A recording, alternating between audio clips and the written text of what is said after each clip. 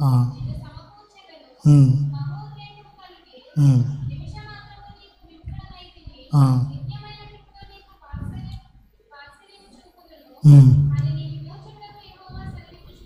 చాలు.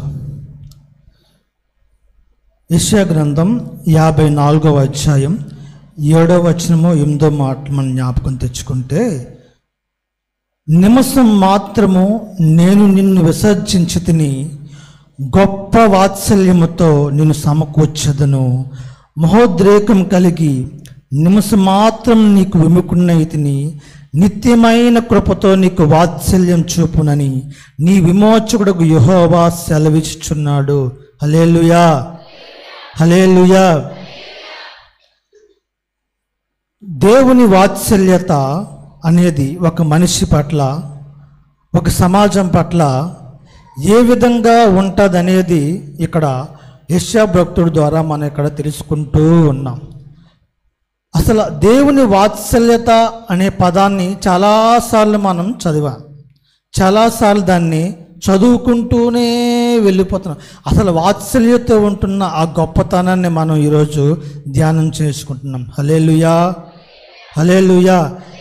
దేవుని వాత్సల్యత అనే పదానికి మనం చాలా సందర్భాల్లో జ్ఞాపకం తెచ్చుకుంటే, చూడండి, మన దగ్గర తల్లిదండ్రులు ఉంటారు, తల్లిదండ్రుల పిల్లలు ఉంటారు కదా.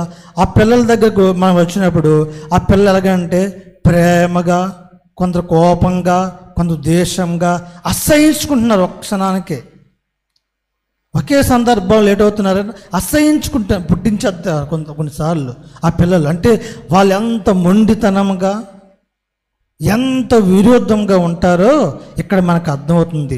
అందుకే దేవుని వాత్సల్యత ఎలాంటిదంటే, తల్లిదండ్రులు తన పిల్లల పైన చూపిన ప్రేమాభి మమకారాల కంటే దేవుని ప్రేమ ఉన్నతమైనది.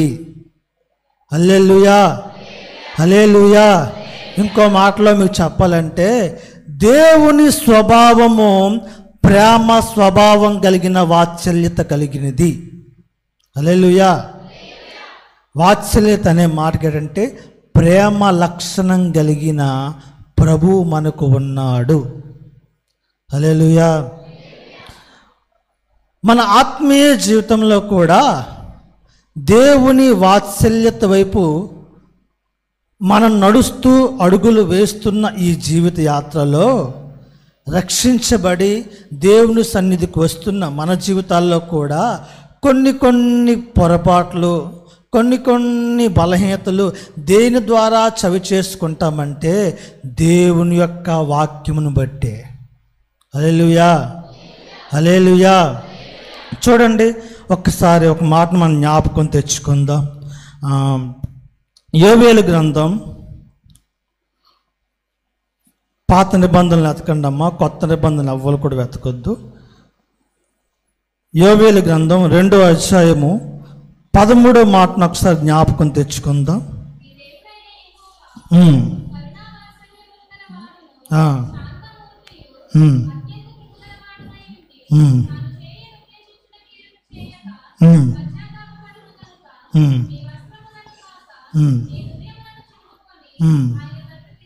చాలు. ఇక్కడ మనం బాగా ఈ మాటను చాలాసార్లు ఆయా సందర్భాల్లో మనం చెప్పుకొని వచ్చున్నాం. నీ దేవుడు యెహోవా కరుణా వాత్సల్యం గలవాడు, శాంతమూర్తియు అత్యంత కృపగలవాడినై ఉండి తాను చేయనుద్దేశించిన కీడును చేయక పశ్చాత్తాపడును గనుక మీ వస్త్రములు కాక మీ హృదయములను చింపుకొని ఆయన తట్టు తిరుగుడి. హల్లెలూయా, హల్లెలూయా. అంటే దేవుని వాత్సల్యత అనేది ఎలాంటిది అని చెప్తున్నానంటే, దేవుని వైపు తిరగడానికి ఒక పిలుపును ఇక్కడ ఇస్తున్నాడు. హల్లెలూయా. దేవుని యొక్క వాత్సల్యత అనేది దేవుని యొక్క చిత్తానికి, దేవుని యొక్క మార్గాలకి, దేవుని యొక్క ఆలోచనల వైపు నడిపించడానికి ఆనాటి సమాజాన్ని ఏం చేస్తున్నాడంటే పురుకొల్పుతూ ఉన్నారు. ఈరోజు మనం ఎదుర్కొంటున్న ఈ సమాజంలో కూడా దేవుని యొక్క చిత్తానికి వ్యతిరేకంగా ఉంటున్నవి, దేవుని యొక్క ఆలోచనలకి వ్యతిరేకంగా లేవిస్తున్నది, దేవుని యొక్క ఉద్దేశాల ప్రకారంగా లేపబడుతున్నవి, అవన్నీ కూడా అణచబడాలంటే ముందుగా మన సమాజం ఏమై ఉండాలంటే మనము దేవుని వైపు, దేవుని చిత్తం వైపు తిరిగే ప్రజలుగా మనం మార్చబడాలా. హల్లెలూయా, హల్లెలూయా. దేవుని చిత్త మార్గాలను నడవడంటే ముందు మన యొక్క బలహీనతలు, మన యొక్క స్వభావాలు, మన యొక్క లోక సంబంధమైన వాంఛలు అవన్నీ ఏమవ్వాలంటే ముందుగా అణచబడిపోవాలా. అంటే అందుకే అంటున్నాడు భక్తుడు, నిమిషం మాత్రమే నిన్ను విసర్జించాను. అంత నిమిషం మాత్రమే. నిమిషానికి ఎన్ని సెకండ్లు ఉంటాయండి? 60 సెకండ్లు. ఆ నిమిషం మాత్రమే నిన్ను విసర్జించాను, అయినను నీ పైన నేను నా వాత్సల్య చూపుతున్నాను అన్నాడు దేవుడు. హల్లెలూయా, హల్లెలూయా. అంటే ఆ నిమిషంలో నువ్వేమైపోతావు అంటే ఆలోచనలో తప్పిపోతుంటావు. ఆ నిమిషంలో నువ్వేటవుతావు అంటే బలహీనతలో తప్పిపోతావు. దేవుడి యొక్క శక్తి విషయం నువ్వేటే కుమిలిపోతూ దేవుని మీద కృంగుదలు పెట్టేసుకుంటావు ఆ నిమిషంలో. అందుకే అంత స్పష్టంగా భక్తుడు నిమిషం మాత్రమే నువ్వు సమకూర్చదనే మాట కూడా మనం చూస్తున్నాం. హల్లెలూయా. ఇంకో మాట కూడా చదువుదామా? అదే యోబేలు పుస్తకం 2వ అధ్యాయము 18వ మాట మనం జ్ఞాపకం తెచ్చుకుంటే చూడండి, 2వ అధ్యాయం 18వ మాట. అప్పుడు యెహోవా తన దేశమును బట్టి రోషం పూని తన జనుల ఎల్లా జాలి చేసుకొను. అంటే వాత్సల్యత అంటే ఒక్క మాటలో చెప్పాలనే ఎన్నో పరిస్థితుల గుండా, ఎన్నో ప్రయాణాల గుండా, ఎన్నో శోధనల గుండా, ఎన్నో శ్రమల గుండా మనం వెళుతున్నప్పటికీ కూడా దేవుని వాత్సల్యతను అంటిపెట్టుకున్న ప్రజలంట దేవుని యొక్క చిత్త మార్గాల్లోనే ప్రవేశించడానికి వాళ్ళకి దేవుడే యోగ్యతను కలిగిస్తాడంట. హల్లెలూయా, హల్లెలూయా. అంటే దేవుని వైపు తిరగడానికి, దేవుని యొక్క ఆవశ్యకతలు రావడానికి మనం ఏ దినాల్లో ఉంటున్నామంటే రాకడకు అతి సమీపమైన దినాల్లో ఉంటున్నాం. ఈ రాకడకు అతి సమీపంగా ఉంటున్న ఈ దినాల్లో మనం ఏ విధంగా మన జీవితాన్ని కట్టుకోవాలని ప్రభువు ఆశపడుతున్నాడంటే వాక్యం చెప్తుంది. అదే యోబేలు గ్రంథంలో మనం చదివాం కదా, 2వ అధ్యాయము 13వ మాట చదివాం కదా. మీ హృదయమును చింపుకొని ఆయన తట్టు మీరు తిరగండి. హృదయం చింపుకొని అంటే హృదయంలో ఉంటున్న ఆ యొక్క శరీరం మీద ఉంటున్న ఆ హృదయాన్ని రకరకాలుగా చింపేసుకొని, కోసుకొని, రకరకాలుగా చింపేసుకొని ఇక్కడ అర్థం కాదు. ఇక్కడ శారీరకంగా మీరు ఆలోచించొద్దు. ఇక్కడ ఒక ఆత్మ సంబంధుడిగా, ఒక ఆత్మీయుడిగా, ఒక ప్రార్థనాపడు కలిగి ఉండవలసిన ఒక గుణాతిశయము ఎంతో స్పష్టంగా భక్తుడు తెలియపరుస్తూ ఉన్నాడు. హల్లెలూయా, హల్లెలూయా. అందుకే అంటున్నాడు, మీ హృదయములను చింపుకొని ఆయన తట్టు మీరు తిరగండి. అంటే హృదయంలో వస్తున్న ఆ కోరికలు, హృదయంలో పుడుతున్న ఆ ఆశలు, హృదయంలో వస్తున్న ఆ తలంపులు అన్నిటినీ కూడా ఏం చేయమంటే వాటన్నిటినీ కూడా విసర్జించండి. హృదయ తలంపులు విసర్జించండి. రక్షించబడ్డాం, ప్రార్థన చేస్తున్నాం, మందిరానికి వస్తున్నాం, దేవుని యొద్దకు వస్తున్నప్పుడు మన జీవితంలో ఉంటున్న లోక సంబంధమైన పాపం వైపు ఒకవేళ నీ హృదయం తిరుగుతుందేమో, వాటిని వేచేయాలంటే తిప్పబడాలా. ఈరోజు ఎక్కడ తిప్పబడుతుంది నీ హృదయం? ఈ లోకాశలో తిప్పబడుతుంది, ఈ దైవిక సంబంధం లేని వాటి వైపు తిప్పబడుతుందో ఒక్కసారి నువ్వు ప్రశ్నించుకోవాలా. హల్లెలూయా. వాక్యమైన అర్థంలోనికి వాక్యం ద్వారా దైవికమైన కృప అనుగ్రహించబడినప్పుడు నువ్వేం చేయాలంటే నీ హృదయం ఎటువైపు తిప్పబడుతుందో నువ్వు జ్ఞాపకం తెచ్చుకోవాలా. హల్లెలూయా, హల్లెలూయా, హల్లెలూయా. ఈరోజు చాలామంది హృదయాలు తిప్పబడడానికి ఇష్టపడరు. అసలు హృదయ కోరికలు తిప్పబడడానికి ఇష్టపడరు. చిన్నది గట్టిగా మాట్లాడితే చాలు, చిన్నది గద్దిస్తే చాలు. బుద్ధివాక్యం వాళ్ళకి అవసరం లేదు, గద్దింపు ఆత్మాలకు అవసరం లేదు. ఎలాంటి స్వభావం కలంటే పై పైన స్వభావం కలిగి జీవించడానికి ఇష్టపడతారు తప్ప గద్దింపు స్వభావానికి ఇష్టపడరు. ఈరోజు వాక్యం చెప్తున్న ఒక మంచి మాట అంటే, మీ హృదయంలో దేవుని వైపు తిట్టిన ఎలా ఆయన అంట మీ వైపు తిరుగుతాడు. హల్లెలూయా, హల్లెలూయా. అందుకే భక్తుడైన ఇర్మియా కూడా చాలా స్పష్టంగా తెలియపరుస్తాడు కదా ఈ మాటని. ఏమంటాడు? హృదయం అంట ఎలాంటిది చెప్పాలా? ఎలాంటిది? హృదయము ఘోరమైన వ్యాధి కలిగింది. ఎలాంటిది? ఇంకా దాన్ని గ్రహించేవాడు ఎవడూ లేడు. అంటే హృదయము ఎలాంటిదంటే ఘోరమైన వ్యాధి కలిగింది. అంటే హృదయం ద్వారా వస్తున్న రకరకాల వ్యాధులు ప్రథమ కారణం ఏమై ఉందంటే, నీ హృదయంని, నీ మనస్సును నువ్వు కట్టుకోలేకపోవడమే. హల్లెలూయా, హల్లెలూయా, హల్లెలూయా. అందుకే భక్తుడు ఇర్మియా గ్రంథంలో 17వ అధ్యాయము 9వ మాటలు అంటాడు. ఏమనంటే, హృదయం అంట మోసకరమైందంట. ఎంత మోసం! మన హృదయమే మనల్ని మోసం చేస్తుంది, మన మనస్సే మనల్ని మోసం చేస్తుంది. మనం అనుకుంటున్న మన జీవితమే, మనం అనుకుంటున్న మన కుటుంబమే, మన తోబుట్టువులే మనల్ని ఏం చేస్తూ ఉంటారా? మోసం చేస్తూ ఉంటుంది. అలాంటిది హృదయం ఎందుకు మోసం చేయదంటే, రకరకాలుగా మోసం చేస్తూ ఉంటుంది. అందుకే భక్తుడు అంటున్నాడు, హృదయము మోసకరమైంది, హృదయము వ్యాధి కలిగింది. దాన్ని గ్రహించేవాడు ఈ భూమండలం మీద ఎవ్వరూ లేరు. హల్లెలూయా. అందుకే అక్కడే అంటాడు, హృదయములను అంతరంగ ఎరిగిన దేవుడు అంటాడు. చూడండి 17వ అధ్యాయం ఇర్మియా గ్రంథం 9వ మాటను మనం బాగా జ్ఞాపకం తెచ్చుకుందాం.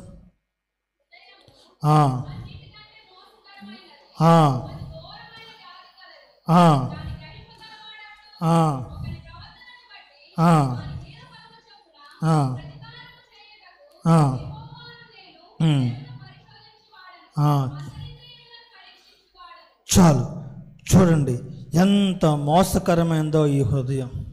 నేటి సమాజంలో నిన్ను మోసం చేసేవారు చాలామంది ఉంటారు. కానీ నువ్వు దేవుని యొక్క సంబంధిగా, దేవుని యొక్క కృపను పొందే దానిగా వాడిగా ఉంటున్నప్పుడు నువ్వేంటంటే ఆ మోసములన్నిటి నుంచి యుక్తిగా ఆలోచించి వివేచనగా ఆలోచించే ఆ కృపను దేవుడిని నీకు అనుగ్రహించాలి.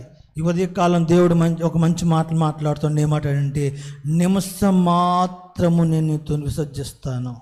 హల్లెలూయా. చదవండి ఒకసారి యెషయా గ్రంథం మూలవచనం 54వ అధ్యాయం 7వ వచనం 8వ వచనం ఒకసారి చదవండి ఒకసారి.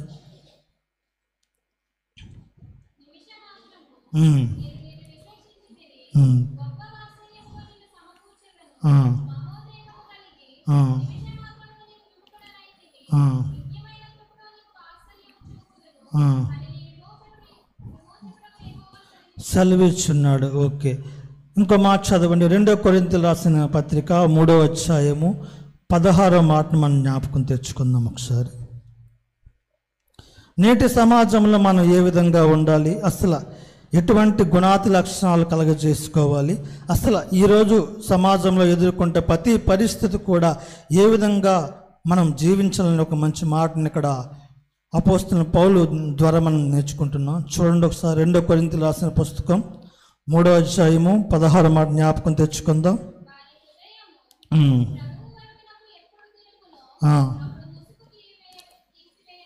చాలు. వారి హృదయము ప్రభువు వైపునకు ఎప్పుడు తిరుగునో అప్పుడు ముసుగు తీసివేయబడును. అంటే వారి హృదయము లోకం వైపుగా ఉంటే వాళ్ళ ముసుగులు ఎలా తొలగించిపోతాయి? ఇక్కడ ముసుగు అనే మాటకి ఏంటంటే రహస్య సంబంధమైన క్రియ, రహస్య సంబంధమైన ప్రవర్తన, రహస్య సంబంధమైన మోసము ఒక సంఘానికి వస్తున్న నీవు, దేవుణ్ణి విశ్వసిస్తున్న నీవు ఏ విధంగా ఉంటున్నానంటే అక్కడ వాక్యం చెప్తుంది, ముసుగు లేని ముఖముగా ఉండాలా. మన ఆత్మీయ జీవితంలో ఎన్నెన్నో లోపాలు ఉంటాయి. మన ఆత్మీయ జీవితంలో భక్తిహీనతలు, ఎన్నెన్నో బలహీనతలు ఉంటాయి. కానీ ప్రభువు దగ్గరికి నువ్వు దినదినము విశ్వాస యాత్రలో ప్రయాణిస్తూ నీవు ఎలాగుండాలంటే, ఒక ఆత్మీయ యోధుడిగా ప్రార్థన చేస్తున్న నీవు ఎలాగ సమకూర్చబడాలి అంటే, ఆయన అంటున్నాడు కదా, నిమిషం మాత్రం నేను విసర్జిస్తాను, ఆయన నా వాత్సల్యం నీకు సమకూర్చుతాను అంటున్నాడు కదా. ఆ మాటను నువ్వు విశ్వసించి ఎప్పుడైతే ఈ మాట ప్రకారం నువ్వు జీవిస్తున్నావో అప్పుడు అంటున్నాడు, నీ ముఖము కూడా ప్రభువైన యేసు క్రీస్తు యొక్క ముఖ స్వభావం వలె మార్చబడ్డానికి ప్రభు సహాయం దయచేయాల. హల్లెలూయా, హల్లెలూయా. చాలామంది ముఖాలు చూడండి, చాలామంది ముఖాల్లో వాళ్ళ ప్రవర్తన చూడండి, వాళ్ళ బుద్ధులు చూడండి, వాళ్ళ స్వభావాలు చూడండి, వాళ్ళ ఆలోచన విధానాలు చూడండి. దేవుని దగ్గరకు వచ్చినప్పుడు కూడా మారడానికి ఎంత మాత్రం వాళ్ళు ఇష్టపడరు. రక్షించబడ్డామండి, సీనియారిటీలు చెప్పుకుంటాం, 30 ఏళ్ళు 20 ఏళ్ళు సీనియర్లు చెప్పుకుంటాం. క్రైస్తవుడు కావాల్సిన సీనియారిటీ కాదు, ఆత్మీయ సంపూర్ణ దశ కావాలా. విశ్వాస సంబంధమైన ఈ యాత్రలో మనం దేవుని రాజ్యానికి వెళ్ళి ఆ క్రమంలో నీ ముసుగు జీవితము పక్కన పెట్టు.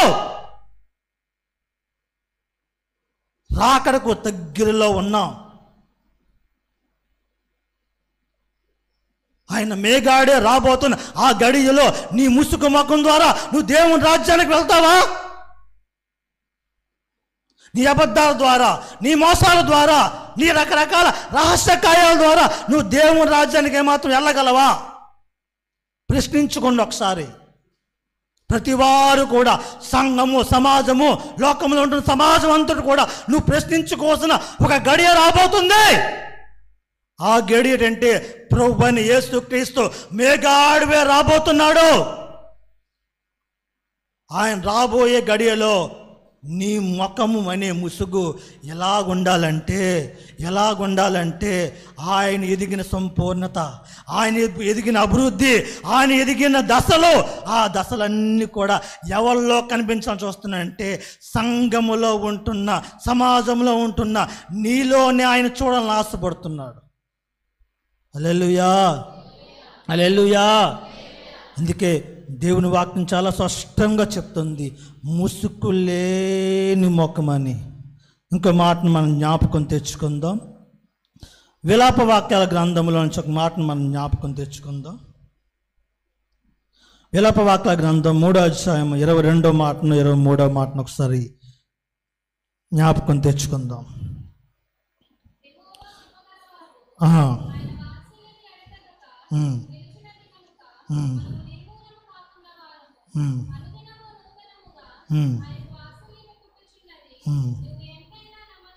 చాలు. యెహోవా కృపగలిగేవాడు, ఆయన వాత్సల్యత ఎడతెక్క నిలుచున్నది కనుక మన నిర్మూలం కాకున్న వారము. అనుదినము నూతనముగా ఆయనకు వాత్సల్యత పుట్టుచున్నది. నీవు ఎంతైనా నమ్మదగిన దేవుడవు. హల్లెలూయా. ఇక్కడ ఇర్మియా భక్తుడు విలపిస్తూ బాధపడుతూ చాలా హీనదశలో ఉంటున్నప్పుడు ఈ మాటలు రాస్తున్న సందర్భంలో మనం బాగా జ్ఞాపకం తెచ్చుకుంటే, ఆయనకంట ఆ లోకం మీద ఆశ లేదంట, తన ప్రాణం మీద ఆశ లేదంట. ఆయన రకరకాలుగా సొమ్మిపోయాడంట, అంటే కుమిలిపోయిన పరిస్థితుల్లో రాస్తున్న ఈ సందర్భం అంటుంటూ యెహోవా కృపగలిగేవాడు, యెహోవా కృపగలవాడు, ఆయన వాత్సల్యత ఎడతెక్క నిలుచున్నది కనుక మనం నిర్మూలం కాకుండా ఉన్నాము. దేవుడు ఈరోజు నీకు సమృద్ధిగా ఇవ్వడానికి, దేవుని ఈ రోజును ఈ దినాన్ని చూడడానికి, నీ ఆయుష్కాలాన్ని పొడిగించడానికి నువ్వు అనుకుంటున్నావేమో, నా శక్తి ఏంటి, నా బలమేంటి, నా ఆస్తిపాస్తులేండి, రకరకాలుగా ఉండే నా ఎడ్లండి, నా గోవులండి, నా యొక్క పశు సంపద అనుకుంటున్నావేమో. వాక్యం చెప్తున్న ఒక మంచి మాట చూడండి, యెహోవా కృపగలవాడు, ఆయనకంట నూతనంగా వాత్సల్యత పుట్టుచుందంట. ఇదే మాటని ఇంగ్లీష్లో కొన్ని వెర్షన్లు చూస్తే మార్నింగ్ అంట ఆయనకంట తన విశ్వాస పరిమాణ చొప్పున ప్రతి వారికి కూడా ఒక దినం చూడడానికి, ఒక దినాన్ని కాపాడడానికి, ఒక దినాన్ని ఆయనకంటే అభివృద్ధిలో నడిపించడానికి ఆయన వాత్సల్యత మనకిచ్చాడంట. హల్లెలూయా. అంటే ఒక దినాన్ని మనం చూడాలంటే, ఒక దినంలో మనం ప్రవేశించబడాలంటే, ఒక దినములో మనము దేవుని యొక్క కృపను మనం పొందుకోవాలంటే ఏంటి కారణం? దేవుని వాత్సల్యత. చాలామంది దేవుని దగ్గరకు వస్తారు, దేవుని సన్నిధికి వస్తారు, కానీ దేవుడిచ్చే ఆలోచనలు, దేవుడికి పుట్టుకొచ్చే కొన్ని ఆలోచనలు దైవజనుడి ద్వారా చెప్పబడుతున్నప్పుడు, దైవజనుడి ద్వారా చెప్పబడుతున్నప్పుడు అవి ఏం చేస్తారంటే వాళ్ళు ఏం చేస్తారంటే వాటి వైపు వారు మనస్సు ఉంచరు. హల్లెలూయా, హల్లెలూయా. అందరూ కూడా చెప్దాం హల్లెలూయా, హల్లెలూయా. అంటే దేవునికి పుట్టుచున్నది నీ మీద ఒక ఉద్దేశం ఉన్నప్పుడు, నీ మీద ఒక ఆలోచన ఉన్నప్పుడు నువ్వేం చేయబడాలంటే ఆ ఆలోచన మార్గములో నడిపించబడాలి. ఇజ్రాయేలు ప్రజలు కానాను యాత్ర ప్రయాణం చేస్తున్నప్పుడు వాళ్ళు పగటి వేళ సమయంలో, రాత్రి వేళ సమయంలో ఏంటి వచ్చింది? మేఘము వారి మీద ఆవరింపజేసబడింది. అయితే ఆ మేఘము ఎవలంటే దేవుని ప్రతిరూపంగా ఉంటున్న దైవజనుడు. హల్లెలూయా. దేవుని అధికారంలో ఉంటున్న దైవజనుడు, దేవుని స్వభావంలో మారుతున్న దైవజనుడు. అందుకే అక్కడ అంటున్నాడు, నేను వారిని కలుసుకొని, చూడండి ఒక్కసారి ఆ మాట, 14:19. ఇశ్రాయేలీయుల ఎదుట సమూహమునకు ముందుగా నడిచిన దేవదూత వారి వెనుకకు పోయి వారి వెంబడించెను. ఆ మేఘస్తంభం వారి ఎదుట నుండి పోయి వారి వెనక నిలిచెను. హల్లెలూయా. ఇక్కడ ఇజ్రాయేలీయుల ప్రజలు ఈ కానాను మజిలీ యాత్ర ప్రవేశిస్తున్న ఆ సందర్భంలో అంట, సమూహం ముందుగా నడిచిన దేవదూత వారి వెనకకు పోయి వారిని ఏం చేసిందంట? వెంబడించిందంట. మనము కూడా నడిపిస్తున్న ఆ నాయక సంబంధమైన సేవకులతో మనం నడుస్తున్నప్పుడు అంట, మనము కూడా ఆ ప్రభావాలు, మనము కూడా ఆ దర్శనము, మనము కూడా ఆ స్వభావిత లక్షణాలు కలిగి మనం జీవించడానికి ప్రభు కృపను అనుగ్రహిస్తాడు. ఈ ఉదయకాలం ప్రభు మాట్లాడుతున్న మంచిది ఏంటంటే, దేవుని వాత్సల్యత మన మీద ప్రభావం చేయబడాలంటే ఆయన వాత్సల్యత అంట ఎలాంటిదంటే నూతనముగా మన మీద వాత్సల్యత చూపుచున్నదని ఎంతో స్పష్టముగా దేవుడు మాట్లాడుతున్నాడు. ఒక్క మాట చూడండి ఒక్కసారి. హెబ్రీయులు రాసిన పుస్తకము 10వ అధ్యాయము 24వ మాటను మనం చూస్తుంటాం. కొందరు మానుకుంటున్నట్లుగా సమాజంగా కూట మానక ఆ దినము సమీపించుట మీరు చూచిన కొలది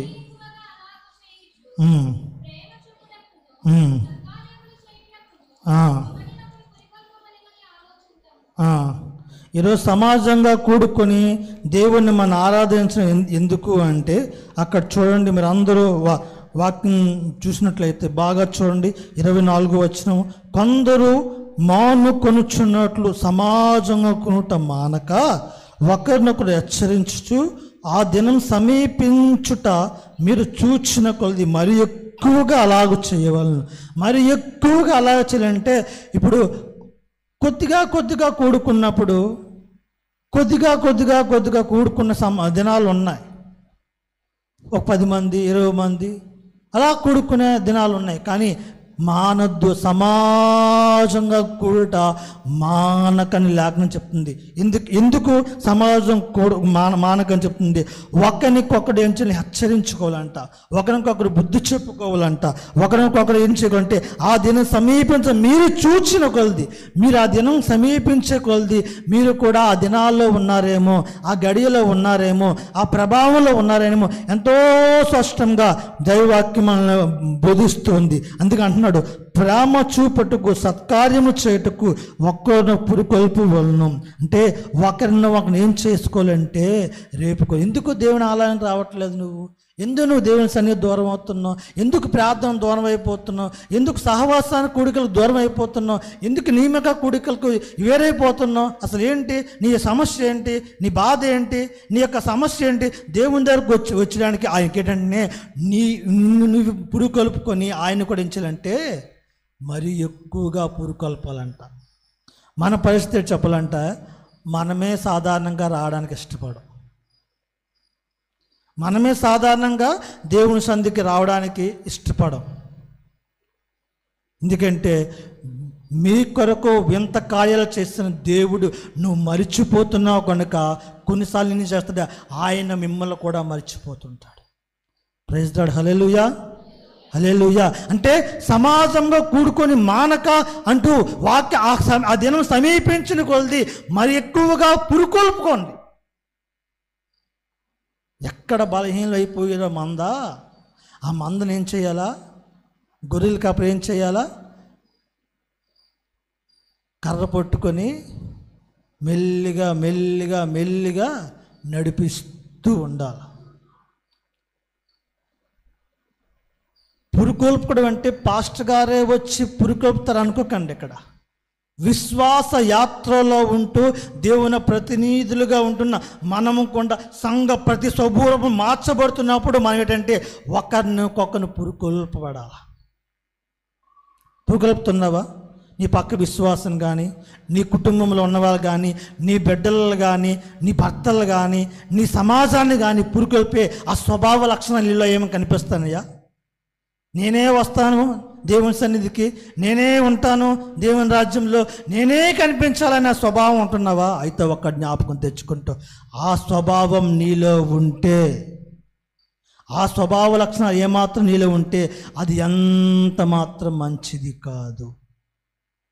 వాక్యం ఏం చెప్తుంది చూడండి. చదవండి, ఇంటికెళ్ళి ఆ మాటలు రాసుకొని చదవండి అవకాశం ఉంటే. చూడండి, పురుకొల్పవలను. చూడండి, ఫుట్ నోట్లో కూడా ఆ మాటను చాలా చూడండి, రేపవలను అనే మాట అక్కడ కనిపిస్తూ ఉంటుంది. అంటే ఆ దినం సమీపించిన కొలది ఒక్కొక్కని విశ్వాసములో, ప్రార్థనలో, సహవాసములో, దేవునికి సంబంధమైన యాగములో ప్రతిదానికి ఏం చేయాలంటే మనం సమాజంగా కూడాలా, ఆ సమాజంలో దేవుడు ఉన్నాడనే సత్యాన్ని సమాజానికి తెలియబడే ఒక సంఘం ప్రతినిధులుగా మనం మార్చబడాలి. 78వ కీర్తన 38వ వాక్యం చదువుకుందాం.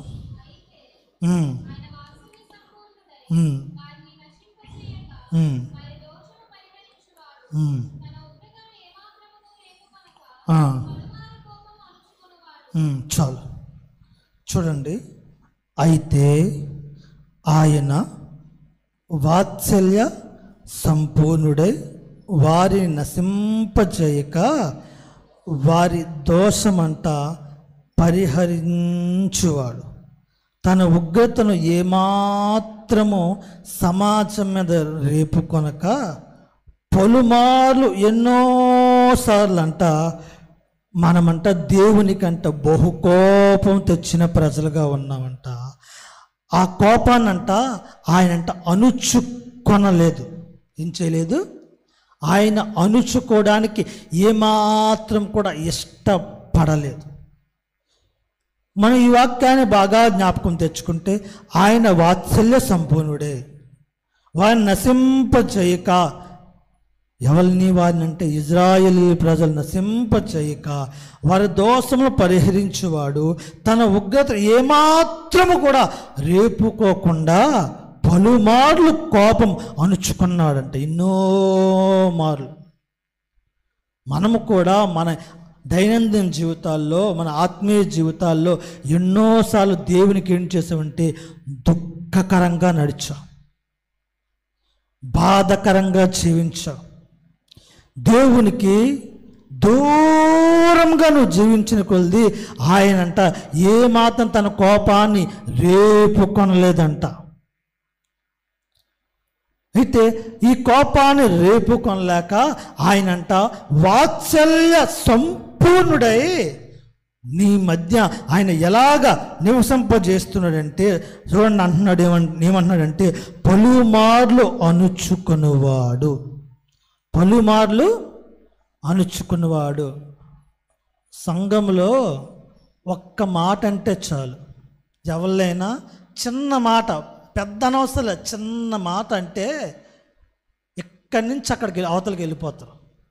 అవసరమైతే ఒక 2 వారాల్లో, 2 నెలల్లో, 3 నెలల్లో, 5 నెలల్లో ఏం చేస్తారు, విడిచిపెట్టి వేరే సమాజ మందిరాలకు వెళ్ళిపోయిన బిడ్డలు కూడా ఉన్నారు.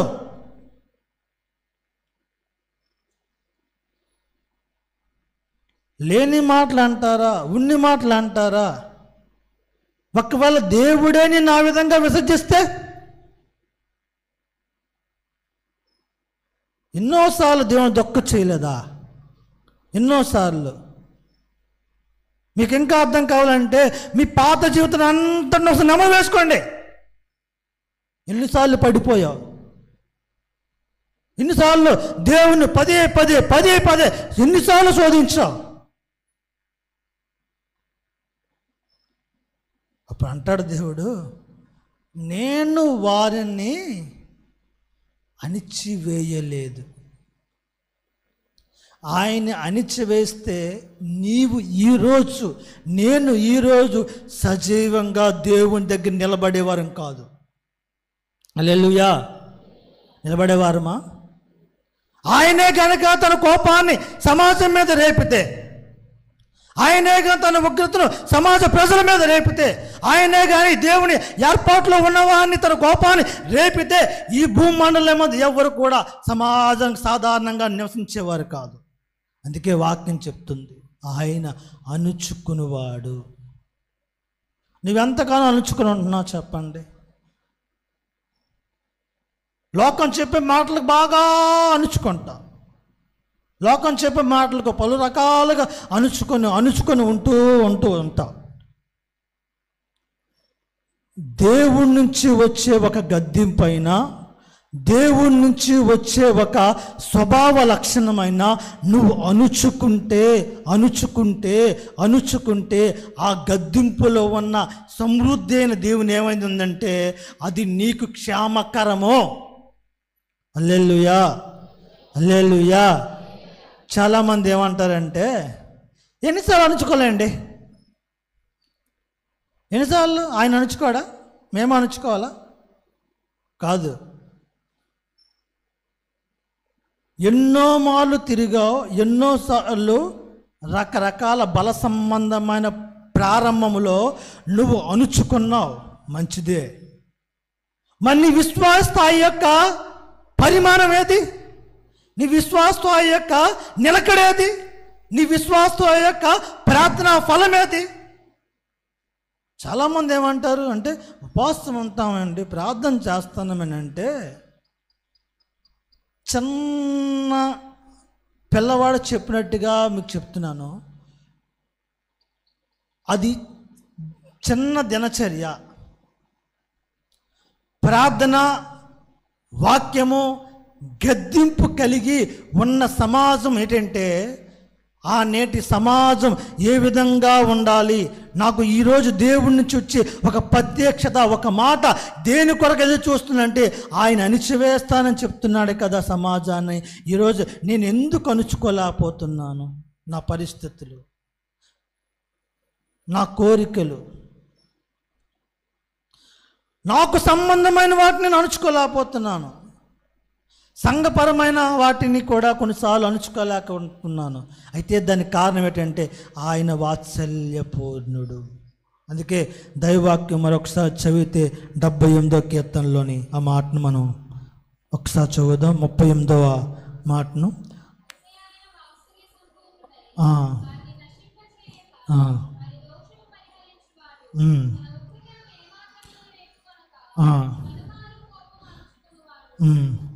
పలుమార్లు కోపము అణుచుకునేవాడు. పలుమార్లు, ఎన్నోసార్లు ఇజ్రాయేల్ ప్రజలు తిరుగుబాటు వైఖరి, ఎన్నో సందర్భాల్లో, ఒకసారే కాదు చాలా సందర్భాలు, చాలా వాక్య సంబంధమైన సమాచారం ఉంది. అయితే పలుమార్లు నువ్వేం చేస్తావంటే ఆయన దుఃఖపెట్టావు. ఆయన కానీ అణుచుకోకపోతే ఇజ్రాయేలు ప్రజల్లో ఏ విధము చేతనైనా తెగుళ్ళు వారి జీవితాల్లో ఆవరింపజేయడానికి దేవుడు సహాయం చేశాడు. ఆ విధమైన గోషేన్లో వారు నివసించినంతకాలం సమృద్ధి చేత, కృపల చేత, రకరకాల భూఫలాల చేత నింపబడి ఉందో, నేటి సమాజం కూడా ఆయన కోపాన్ని రేపడానికి చాలామంది ఈరోజు ఇష్టపడుతున్నారు. వద్దు. దేవుణ్ణి శోధించి, దేవుని శ్రమ పెట్టి, దేవుని దుఃఖకరమైన ఆ జీవితాల్లో మరలా నువ్వేం చేయబడాలంటే రేపబడి దేవుని వైపు తిరగడానికి మరలా మన గోడలను మనం కట్టుకోవాలా. హల్లెలూయా. సంఘం అనే గోడలు కట్టాలా, సమాజం అనే గోడలు కట్టాలా, ప్రతినిధి అనే గోడలు కట్టాలా. ఆయన కోపాన్ని రేపితే ఎవరు సహించలేరండి. ఆయన శోధిస్తే ఎవరు సహించలేరండి. ఈరోజు ఒక్క మాటను చూసుకున్నట యోధా రాసిన పత్రిక 1వ అధ్యాయము 14వ మాట జ్ఞాపకం తెచ్చుకొని,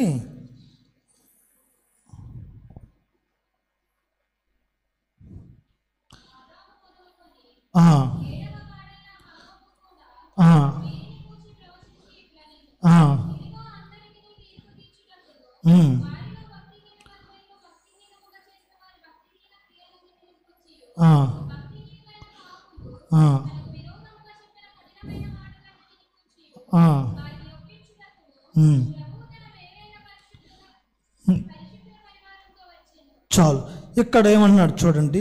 భక్తిహీనులైన పాపులు తనకు విరోధంగా చెప్పిన కఠినమైన మాటలన్నిటిని గురించి వారిని ఒప్పించడానికంట ప్రభువైన యేసుక్రీస్తు వేవేల పరిశుద్ధుల పరివారంతో వస్తాడంటూ చాలా స్పష్టంగా సమాచారం తెలియపరుస్తుంది. వాత్సల్యపూర్ణుడు ప్రతి కఠినమైన పరిస్థితుల్లో కూడా ఆయన ఏం చేస్తాడంటే తను నీ యందు జాలి చేసుకొని, నీ యందు తన ప్రేమను చూపించి, నీ యందు నువ్వు చేస్తున్న ఆ భక్తి సాధన విషయంలో ఏమాత్రము కూడా తప్పిపోకుండా, ఏమాత్రం కూడా చెదిరిపోకుండా, ఏమాత్రం కూడా దుష్క్రియల వైపు వెళ్ళకుండా, ఏమాత్రం కూడా సైతాన సంబంధం ఆలోచనలను పడిపోకుండా ఆయన ఏం చేస్తారంటే వాత్సల్య పూర్ణుడి ఉంటే ఆయనే నీ పాపములు కూడా పరిహరించే దేవుడై ఉన్నాడు. మరలా దేవుని వైపు తిరిగి నిన్ను కట్టుకోవడం ప్రారంభిస్తే ఆయన అంటున్నాడు, ఆయన వేవేల పరిశుద్ధులతో ఆయన రాబోతున్నాడు. ఆ గడియ కొరకు, ఆ క్షణము కొరకు సంఘము, సమాజము, లోక జనులు కూడా సిద్ధపాటు కలిగి ఉండాలి. అటువంటి కృపా సమాధానం ఈ ఉదయకాలం మన అందరికి అనుగ్రహం చెప్పుకుంటూ ఈయన మాటలు దేవుడు ఆస్వాదించును గాక. ప్రార్థన చేసుకుందాం. పరిశుద్ధుడైన మా తండ్రి, స్తోత్రమయ్యా, స్తోత్రము నాయన, స్తోత్రం.